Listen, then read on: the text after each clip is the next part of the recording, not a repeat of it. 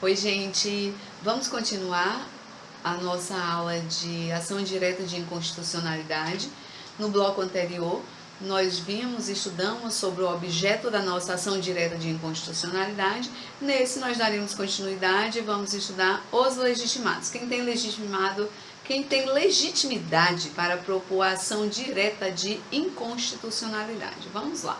Os legitimados estão previstos no artigo 103 da Constituição, que fala que podem propor a ação direta de inconstitucionalidade e a ação declaratória de constitucionalidade o Presidente da República, a mesa do Senado Federal, a mesa da Câmara dos Deputados, a mesa da Assembleia Legislativa ou da Câmara Legislativa do Distrito Federal, o governador de estado ou do Distrito Federal, o Procurador-Geral da República, o Conselho Federal da Ordem dos Advogados do Brasil, o partido político com representação no Congresso Nacional e a confederação sindical ou entidade de classe de âmbito nacional.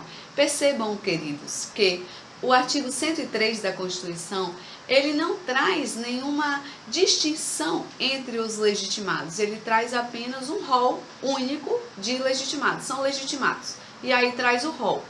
Contudo, em que pese o artigo 103 da Constituição não fazer nenhuma distinção entre os legitimados, o STF ele distingue os legitimados em legitimados universais e legitimados não universais. Os legitimados universais podem propor a ADI independentemente de qualquer situação. Agora, os legitimados não universais, eles têm que demonstrar a pertinência temática, eles têm que demonstrar o interesse na causa.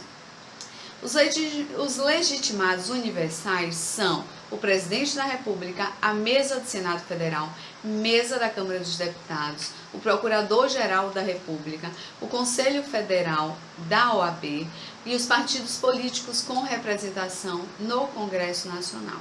Os demais são legitimados não universais. Então, são legitimados não universais aqueles que devem demonstrar a pertinência temática, devem demonstrar o seu interesse na causa, o governador de estado ou do Distrito Federal, a mesa das Assembleias Legislativas dos estados, a mesa da Assembleia Legislativa ou da Câmara Legislativa do DF e as confederações sindical, federação sindical ou entidade de classe de âmbito nacional. Esses são legitimados não universais, portanto, devem demonstrar o seu interesse na causa, devem demonstrar a pertinência temática. Outras questões interessantes sobre a ADI é a associação de associação. É possível a associação de associação ajuizar uma ADI? É sim, é possível. E o que vem a ser uma associação de associação? A gente sabe que a associação é uma coisa mais restrita e pode ter uma associação de âmbito nacional que seja a associação dessas associações em âmbito nacional. E essa associação das associações, ela vai ter legitimidade para ajuizar perante o STF a ADI, certo? Outra situação interessante é com relação à perda da representatividade no Congresso Nacional por parte de partido político. A representatividade no Congresso Nacional do partido político, ela é aferida no momento da propositura da ação. Então, a perda superveniente da representatividade, ela não vai implicar na extinção da ação, na extinção do feito. A ADI, ela não vai ser extinta. Por exemplo, a gente diz que um partido político ele tem representatividade no Congresso Nacional se ele tiver ao menos um deputado federal ou um senador. Basta que tenha um parlamentar em uma das duas casas, o partido político ele já vai ter representatividade no Congresso Nacional. Vamos supor que um determinado partido político ele entre com uma ação direta de inconstitucionalidade perante o Supremo, contestando a inconstitucionalidade, alegando a inconstitucionalidade de uma determinada norma. e ele perda essa representatividade durante o curso da ação. Esse deputado único que ele tinha é cassado, por exemplo. A ação não vai ser extinta. O STF ele vai julgar essa ação mesmo assim, porque a representatividade do partido político ela é aferida no momento da propositura da ação. Não interessa se ele perde a representatividade no Congresso posteriormente, isso é irrelevante.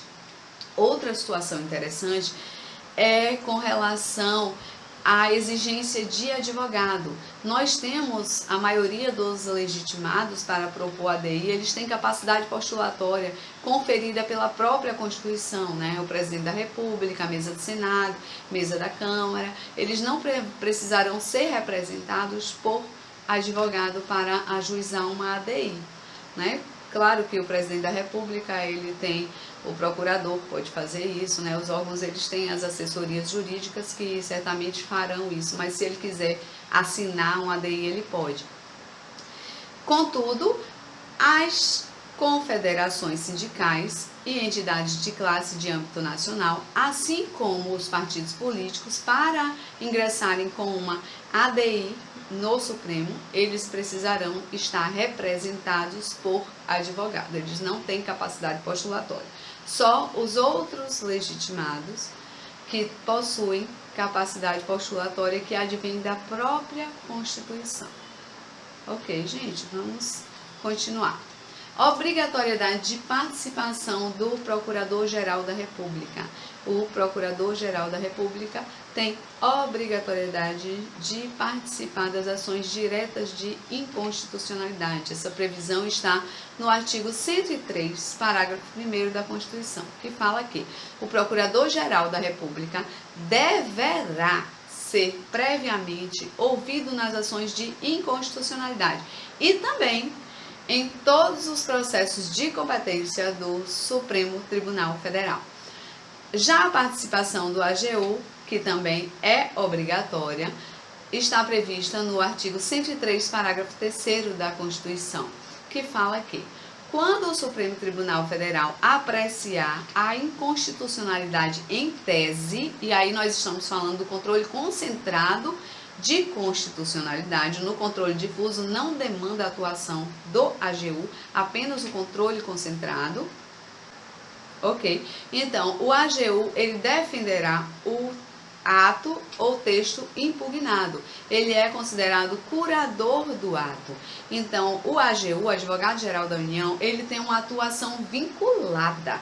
O Procurador-Geral da República, ele vai emitir um parecer de acordo com o que ele entender. Se ele entender pela inconstitucionalidade da norma, da lei ou ato normativo, ele dará um parecer recomendando, né, a inconstitucionalidade. Mas se ele entender que aquele lei ou ato normativo é constitucional, ele dará o parecer conforme o entendimento dele.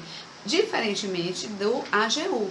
A atuação do AGU, ela é vinculada. Ele tem a obrigação de defender o ato. Ele é o curador do ato. Contudo, gente, a gente tem uma certa flexibilização da atuação do AGU quando a Corte Suprema já tiver entendimento pela inconstitucionalidade da norma. Então, se a gente estiver diante de uma norma onde o STF já tiver entendido pela inconstitucionalidade daquela norma, o Advogado-Geral da União, ele não vai ser obrigado a criar uma tese fantasiosa, mirabolante, para dizer que aquela norma é constitucional. Então, eu trouxe aqui um julgado para clarear melhor essa situação, que diz o seguinte, foi o julgamento da ADI 1616.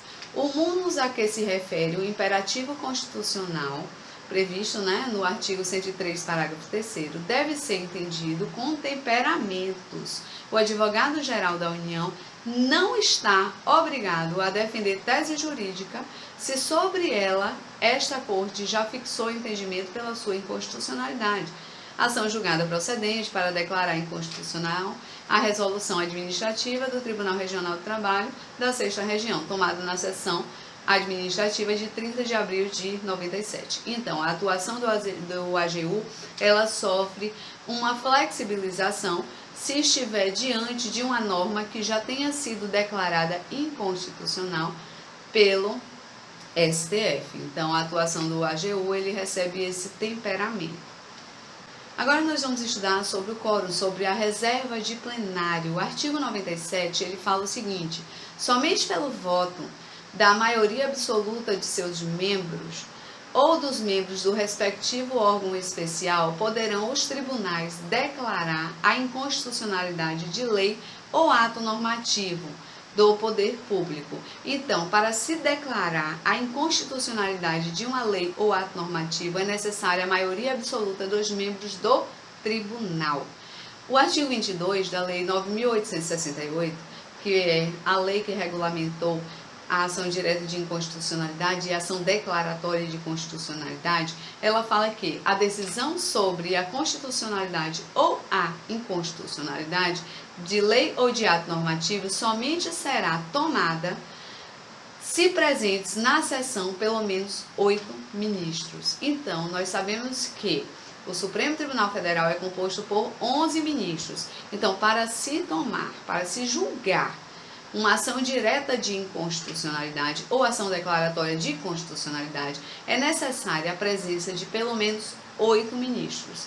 E a decisão tem que ser aprovada por, no mínimo, 6 ministros, que é a maioria absoluta do tribunal.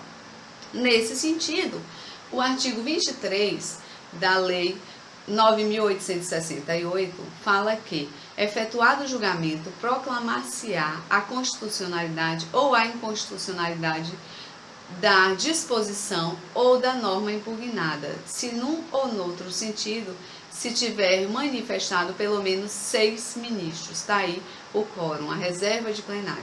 Que se trate de ação direta de inconstitucionalidade ou ação declaratória de constitucionalidade.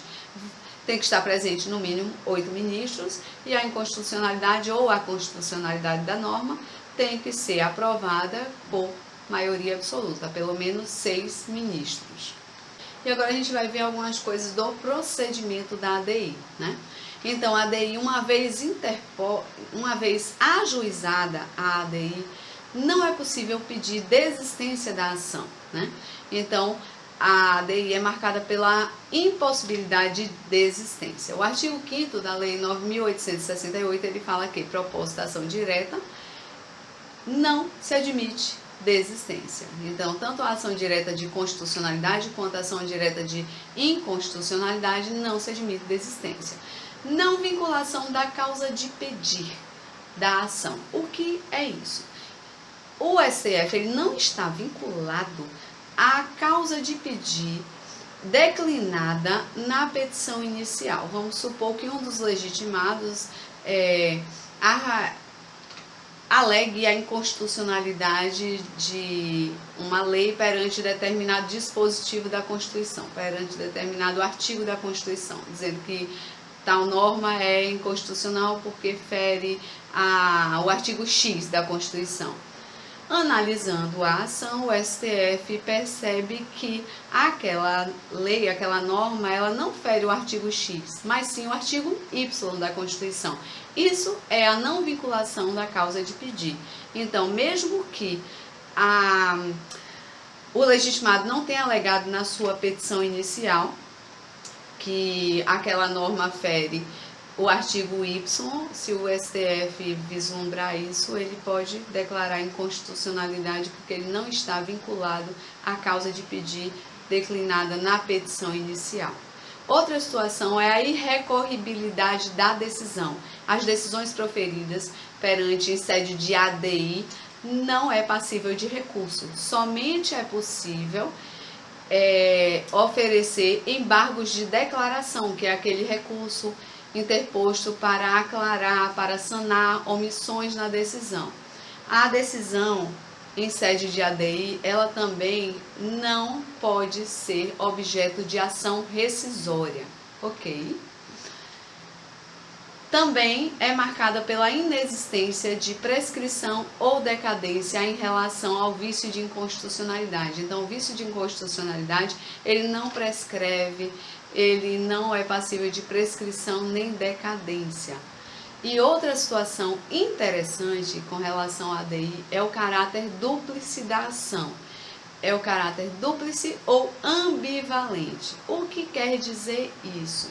Isso quer dizer que uma vez julgada a ADI improcedente, eu entro com a ação declaratória, uma ação direta de inconstitucionalidade. O legitimado entra com a ação direta de inconstitucionalidade.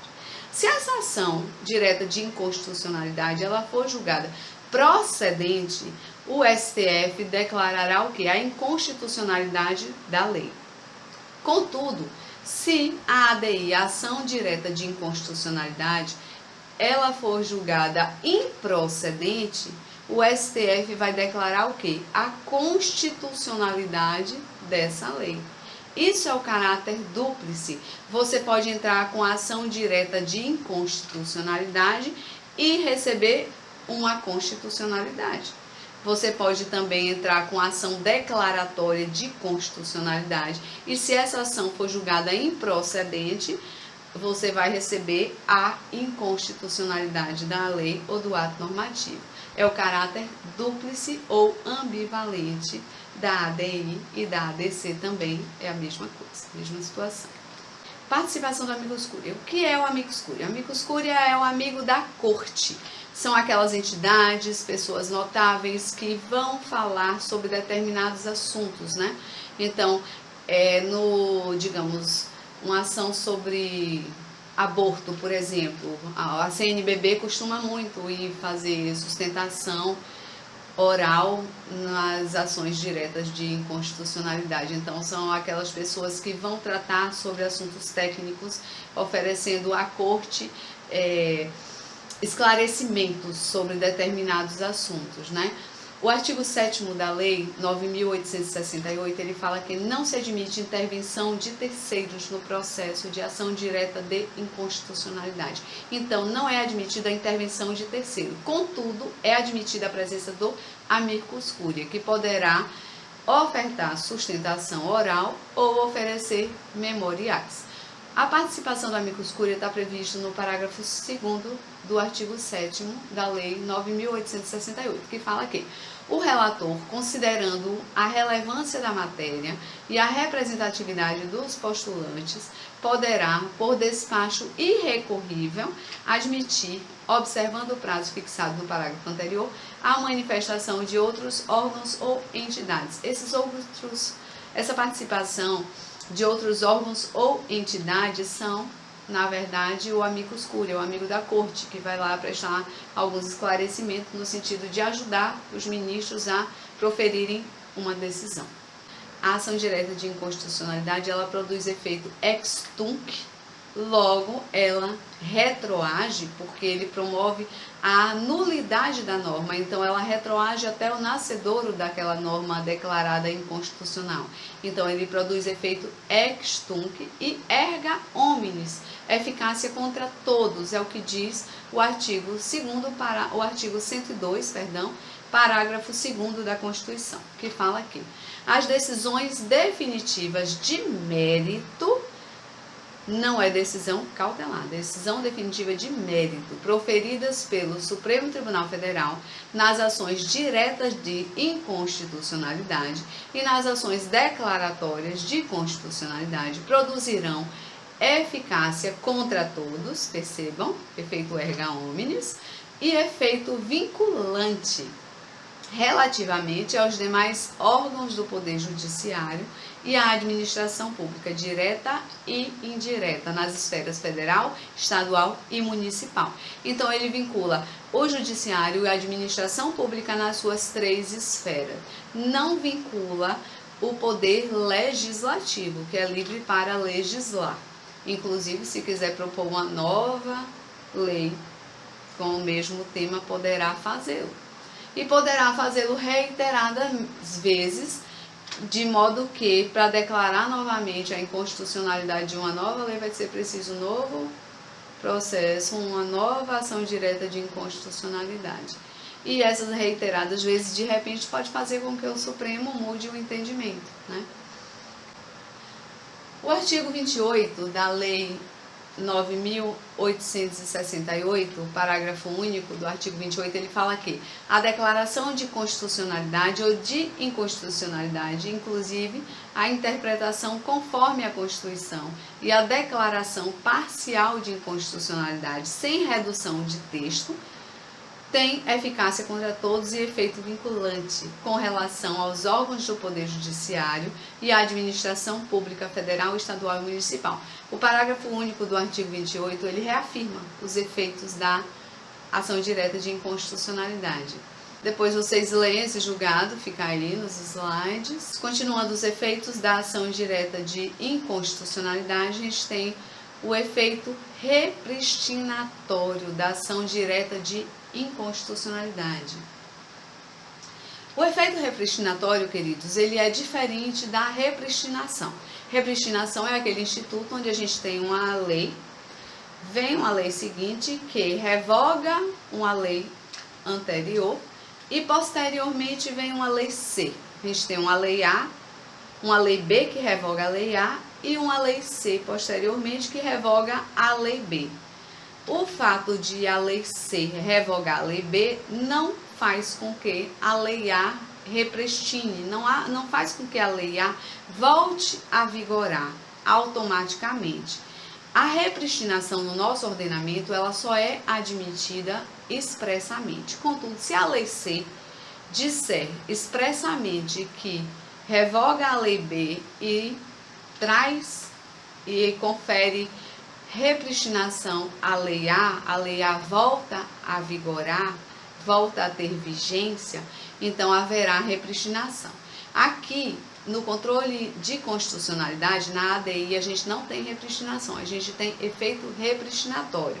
O efeito repristinatório, ele decorre da nulidade da norma que é reconhecida inconstitucional. Quando a gente reconhece a inconstitucionalidade de uma norma, a gente está reconhecendo que essa norma ela é nula, a gente reconhece a nulidade, e a nulidade ela retoma ao nascimento dessa norma, ela vai ao nascimento dessa norma. E quando você diz que uma norma é nula, você está querendo dizer que ela nunca surtiu efeito no ordenamento. Então, se ela nunca surtiu efeito no ordenamento, ela não teria como revogar uma outra norma.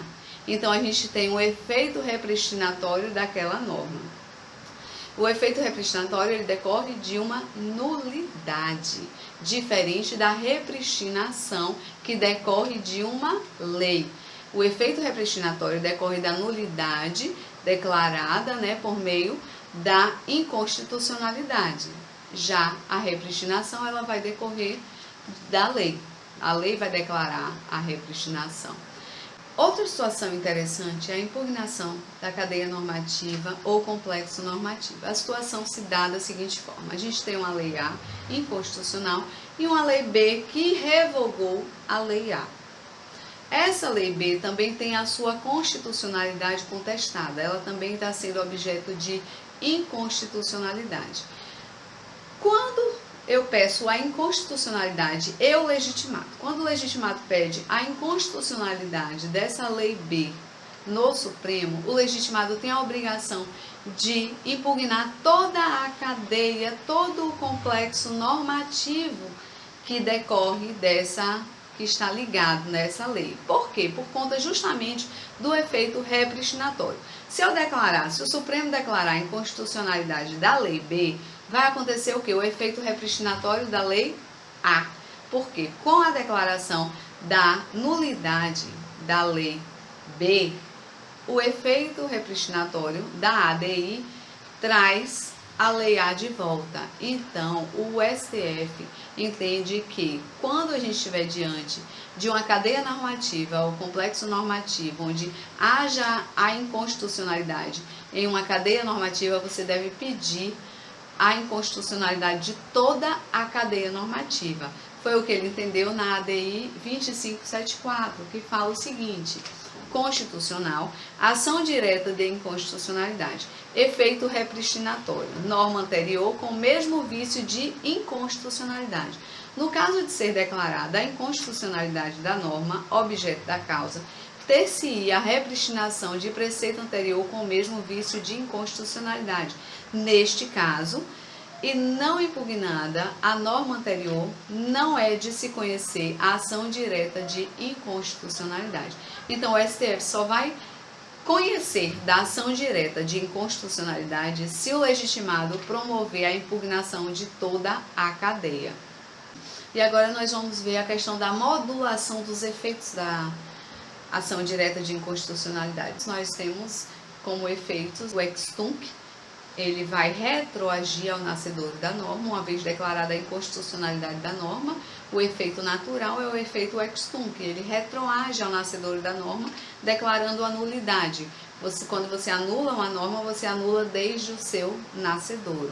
Contudo, o STF ele pode promover a modulação desses efeitos, é o que a gente fala de declaração de inconstitucionalidade sem pronunciamento de nulidade. O artigo 27 da Lei 9.868, ele fala que, ao declarar a inconstitucionalidade de lei ou ato normativo e tendo em vista razões de segurança jurídica e de excepcional interesse social, poderá o STF, por maioria de 2/3 dos seus membros, restringir os efeitos daquela declaração ou decidir que ela só tenha eficácia a partir do seu trânsito em julgado ou de outro momento que venha a ser fixado.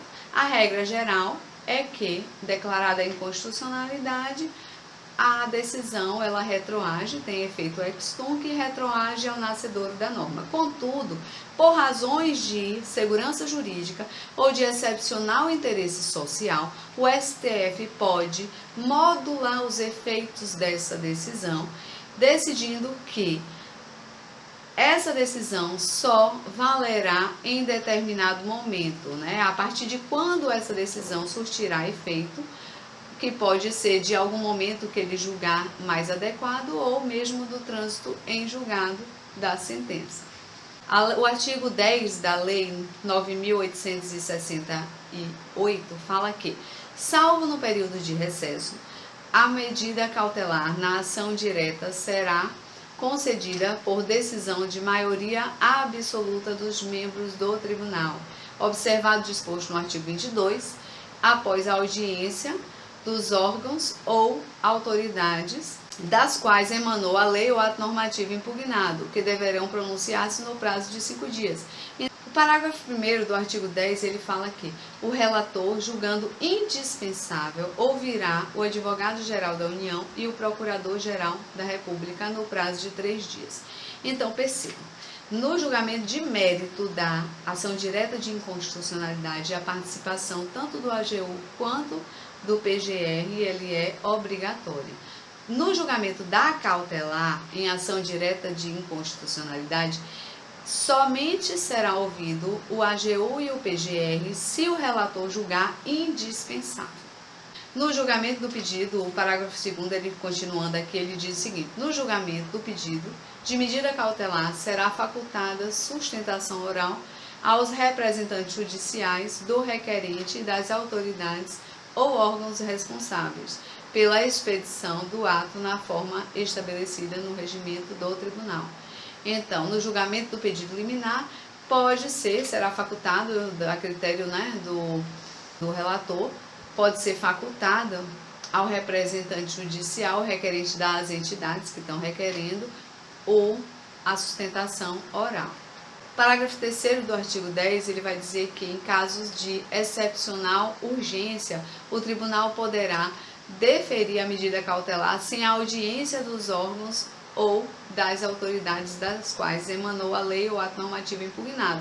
Então, a gente viu há pouco que, para conceder a medida cautelar, é necessário que seja ouvida a autoridade que publicou a lei ou ato normativo que está sendo impugnado, ou então que seja precedida uma audiência prévia. Contudo, em casos de excepcional urgência, é possível que o tribunal conceda a medida cautelar, né, defira a medida cautelar, sem que seja necessário essa audiência ou sem que seja necessário a oitiva, a ouvida das autoridades. Cautelar em ação direta de inconstitucionalidade. Continuando, o artigo 11, parágrafo 1º fala que a medida cautelar dotada de eficácia contra todos, erga omnes, né, será concedida com efeito ex nunc. A gente viu que o julgamento da ação direta de inconstitucionalidade no mérito, ele tem efeito ex tunc. Contudo, a cautelar, ela vai ter efeito ex nunc, mas mantém a eficácia contra todos, né, o efeito erga omnes, salvo se o tribunal entender que deva conceder-lhe eficácia retroativa. Então, via de regra, a cautelar, né, em sede de ação direta de inconstitucionalidade, ela é concedida no efeito ex nunc. Contudo, se o tribunal entender, ele pode conceder a eficácia retroativa à medida cautelar. O parágrafo 2º, ele fala que a concessão da medida cautelar torna aplicável a legislação anterior, caso existente, salvo expressa manifestação no sentido contrário. Aqui é o que a gente já falou, é o efeito repristinatório, né? A concessão de medida cautelar, se concede uma medida cautelar em sede de ação direta de inconstitucionalidade, você vai suspender aquilo ali, suspendendo aquela norma, né, até o julgamento do mérito, ele vai trazer de volta a legislação anterior, ele vai tornar aplicável a legislação anterior. Nada mais é do que o efeito repristinatório. O indeferimento da cautelar, ele não implica na conclusão da constitucionalidade. Quando eu tenho o indeferimento da ação direta de inconstitucionalidade no mérito, eu vou ter o quê? A constitucionalidade da norma. Mas com a cautelar, isso não acontece ainda. Isso só vai acontecer com o julgamento do mérito. Na cautelar, o indeferimento da cautelar, ele implica na inexistência de conclusão pela constitucionalidade da norma. Aqui a gente já entra no controle de constitucionalidade perante as constituições estaduais. Ele é realizado pelo Tribunal de Justiça do Estado, tem previsão constitucional no artigo 125, parágrafo 2º da Constituição, que fala que cabe aos estados a instituição de representação de inconstitucionalidade de leis ou atos normativos estaduais ou municipais em face da Constituição estadual, vedada a atribuição da legitimação para agir a um único órgão. Então, se a decisão do Tribunal de Justiça violar a Constituição Federal, é possível a interposição de recurso extraordinário em face da decisão do Tribunal de Justiça. Vejam só, a regra é que não é admitido recurso, né, contra a decisão que declara a inconstitucionalidade. Contudo, se a gente estiver diante do controle de constitucionalidade do Estado e essa decisão proferida no controle de constitucionalidade perante a Constituição do Estado violar a Constituição Federal, é possível sim a interposição de recurso extraordinário em face dessa decisão, ok? Julgamento do recurso extraordinário, ele produz, como já falamos, efeito erga omnes e ex tunc em relação aos Estados-membros. E aqui nós terminamos finalmente a nossa aulinha de ação direta de inconstitucionalidade. Um abraço a todos e nas próximas aulas nós veremos as demais ações do controle concentrado de constitucionalidade.